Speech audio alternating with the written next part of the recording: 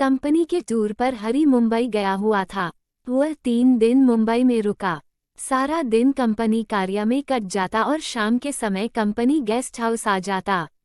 लेकिन मन में हर शाम एक ख्याल आता, बहन यहीं रहती है, जाकर मिल ले। मगर हरी के पैर गेस्ट हाउस से बाहर नहीं निकले। टीवी देखते समय मस्तिष्क के किसी बंद कोने से पुरानी यादें बाहर आने लगीं। बड़ी बहन है, बचपन में एक साथ हंसते खेलते लड़ते झगड़ते खूब मस्ती करते थे। लड़ाई होती लेकिन बस कुछ पलों की, आधा घंटा 2 घंटे, फिर एक साथ खेलने लगते। वो बचपन के प्यारे दिन, कोई छल कपट नहीं, क्या तेरा और मेरा। सब मिल बांट कर काम करते थे। बड़े होते हैं तो दूरियां बनती जाती हैं। कभी सोचा नहीं था कि इतनी दूरियां हो जाएंगी। मिलना तो छोड़ो, फोन पर भी बात नहीं होती है। जब दिल में खटास आ जाए, दरार पड़ जाए तब गांठना तो खुलती है, नहीं दिल मिलते हैं। दूरियां नदी के 2 पाट होती हैं जो मिलते ही नहीं। कोई सेतु भी तो नहीं बनता जो मिला दे। हरी की इसी सोच ने उसे शाम के समय गेस्ट हाउस से बाहर निकलने नहीं दिया। कुछ ही दूर जुहू बीच था, वहां भी नहीं गया। हरी के कंपनी टूर हर महीने लगते थे, जहां भी जाता बच्चों और पत्नी के लिए कुछ न कुछ छोटी मोटी खरीदारी अवश्य करता। मगर इस टूर पर कोई खरीदारी भी नहीं की। 3 दिनों बाद दिल्ली वापस जाने के लिए एयरपोर्ट पहुंचा। फ्लाइट में अभी समय था। कंपनी का जब काम समाप्त हुआ, हरी भरे मन से एयरपोर्ट पर गया। सिक्योरिटी चेक के बाद एयरपोर्ट की दुकानों में रखे सामान देखने लगा। चाहिए तो कुछ भी नहीं था, फिर भी समय व्यतीत करने हेतु हर दुकान पर खड़ा हो जाता। खरीदना कुछ भी नहीं था, लेकिन तन्मयता के साथ दुकानों में रखे सामान के दाम देखने लगा। शायद कुछ कम कीमत का सामान मिल जाए जिसकी उसे उम्मीद न के बराबर थी। हरी, हरी, उसे ऐसा प्रतीत हुआ कोई उसको पुकार रहा है। कौन हो सकता है? एक प्रश्न उसके जेहन में उभरा। हरी, अब आवाज एकदम निकट से थी। उसने आवाज की दिशा में गर्दन घुमाकर देखा, बहन। हरी के पीछे उसकी बड़ी बहन सरिता खड़ी थी। वह बहन जिसके बारे में हरी 3 दिनों से सोचता रहा, लेकिन न फोन किया, न मिलने गया। आज एक लंबे अरसे बाद हरी का बहन से मिलना हुआ और आश्चर्य भाव लिए उसने बहन को गले लगाया। बहन, कैसी हो? मैं तो अच्छी हूँ। तुम यहाँ एयरपोर्ट पर, मुंबई कब आए और अब कहाँ जा रहे हो? बहन सरिता ने एक साथ कई प्रश्न पूछ लिए।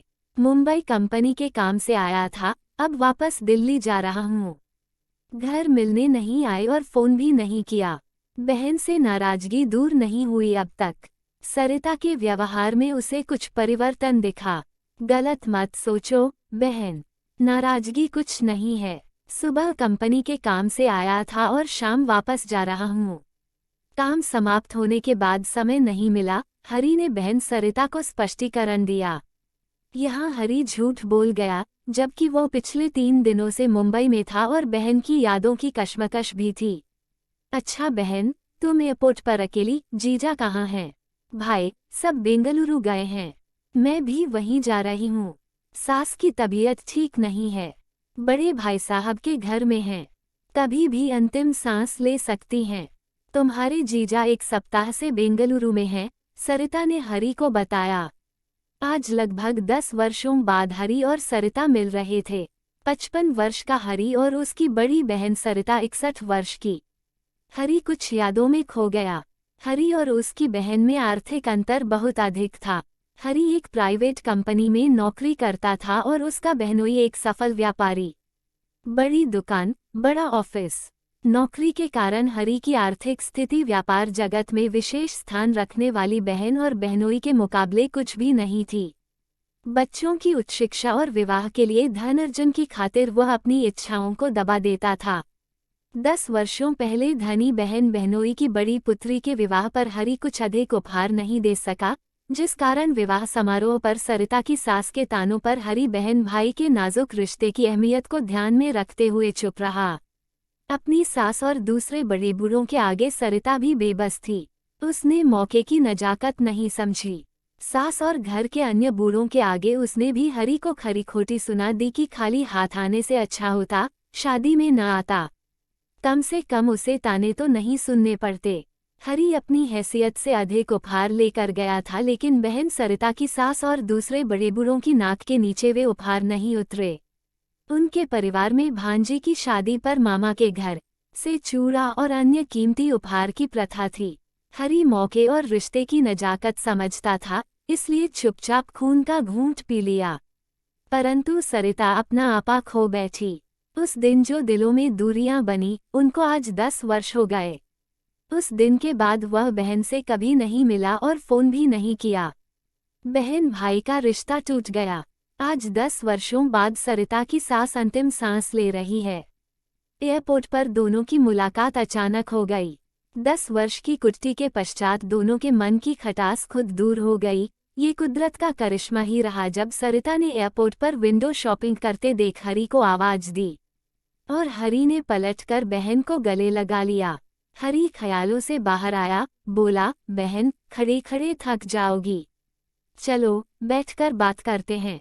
दोनों की फ्लाइट उड़ने में समय था। 1 घंटे तक दोनों परिवार की कुशल-क्षेम पूछते रहे और अपने दिल का हाल बांटकर पुराने गिले शिकवे भुलाते रहे। समय ने दोनों को दूर किया और अचानक मिलवा कर नजदीक किया। दोनों ने पिछले 10 वर्षों में कभी नहीं सोचा था कि फिर कभी कहीं इतनी आत्मीयता से मिलना होगा। फ्लाइट का समय हो गया। हरी दिल्ली आ गया और सरिता बेंगलुरु चली गई। दिल्ली आने के बाद हरी ऑफिस के काम में कुछ अधिक व्यस्त रहा, जिस कारण हरी पत्नी से सरिता के मिलने का जिक्र नहीं कर सका। सुबह जल्दी ऑफिस जाना और रात देर से घर वापस आना। रविवार की छुट्टी पर हरी ने पत्नी से एयरपोर्ट पर सरिता के मिलने का जिक्र किया। पत्नी हरिता चुप रही, उसने कोई प्रतिक्रिया नहीं की। विवाह समारोह में अपने पति का अपमान वह नहीं भूली थी।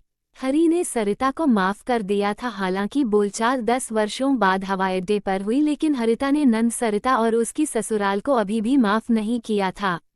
एक भारतीय नारी होने के कारण वह भरी बिरादरी में अपने पति का अपमान नहीं सहन कर सकी थी। हरिता के मन की दशा भांप कर हरी ने बात आगे नहीं बढ़ाई। 1 सप्ताह बाद रविवार के दिन टेलीफोन की घंटी बजी। लैंडलाइन पर फोन आया। लैंडलाइन फोन सिर्फ इसलिए नहीं कटवाया, घर पर मोबाइल के सिग्नल नहीं आते थे। हरी बाजार से फल सब्जी लेने गए थे।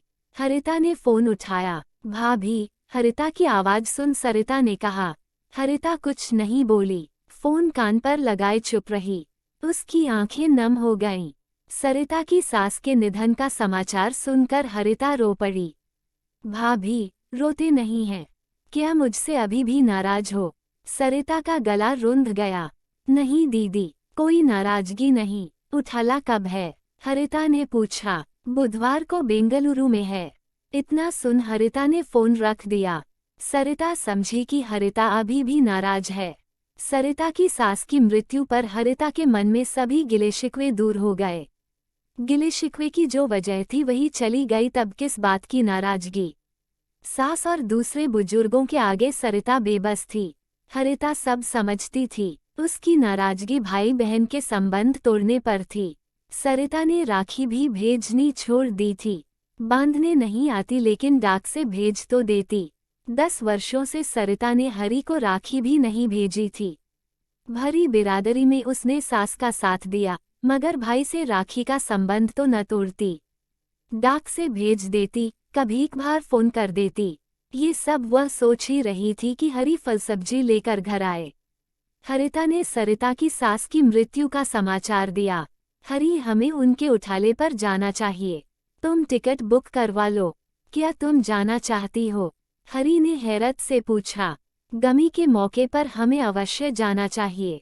पूरी उम्र नाराजगी के बोझ के साथ नहीं जीना चाहिए। कारण चला गया, नाजरगी भी जानी चाहिए। हरिता ने अपने आने की सूचना सरिता को दी। ये सूचना सुनकर सरिता की आंखों में आंसू आ गए। अपनी सास के उठाले पर हरी और हरिता को देख सरिता अति प्रसन्न हुई। गले लगाकर भाई भाभी का स्वागत किया। जिन बुजुर्गों ने हरी का मजाक सरिता की सास के साथ मिलकर उड़ाया था, वे आज चुपचाप दांतों तले उंगली दबाकर हैरानी से देख रहे थे। आज बुजुर्गों की परवाह किए बिना हरी के बहन बहनोई ने सबके सामने हरी और हरिता को गले लगाकर स्वागत किया। रिश्तों पर जमी बर्फ पिघल गई। हैरान परेशान बुजुर्गों के सामने हरी और हरिता के मुख पर आत्मविश्वास की मुस्कान थी।